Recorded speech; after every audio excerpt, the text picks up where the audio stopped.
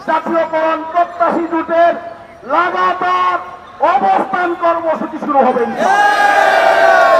14 September 2025 সারা বাংলাদেশের সকল এমপিভুক্ত school, college, মাদ্রাসা, কারিগরি শিক্ষা প্রতিষ্ঠানে অর্ধ দিবস কর্মবিরতি পালিত হবে। 15 এবং 16 সেপ্টেম্বর সারা বাংলাদেশের সকল এমপিভুক্ত স্কুল, কলেজ, মাদ্রাসা এবং কারিগরি শিক্ষা প্রতিষ্ঠানে পূর্ণ দিবস কর্মবিরতি পালিত হবে। এরপরে যদি প্রয়োজন হয় রিভিউ করে নেতৃবৃন্দের সকলের পরামর্শ নিয়ে আমরা প্রয়োজনে এই কর্মবিরতি আরো আমরা বাড়ানোর চিন্তা ভাবনা করব। এরপরেও যদি কাজ না হয় আগামী 12 অক্টোবর এই জাতীয় প্রেস ক্লাবের সামনে 12 ফেব্রুয়ারির মতো দাবি আদায় না হওয়া পর্যন্ত জাতীয়করণ প্রত্যাশী জোটের লাগাতার অবস্থান কর্মসূচি শুরু হবে।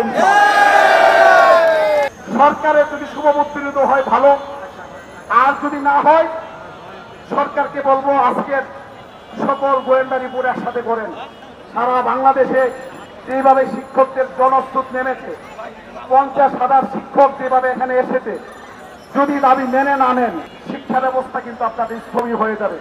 আমি মন্ত্রণালয়কে বলেছি যৌক্তিক হারে, যৌক্তিক পর্যায়ে 5% টাকারে যদি বাড়ি ভাড়া না দেওয়া হয় আগামী দিনে বাংলাদেশে এমপিভুক্ত শিক্ষা স্থবির হয়ে পড়বে আমি বলে এসেছি।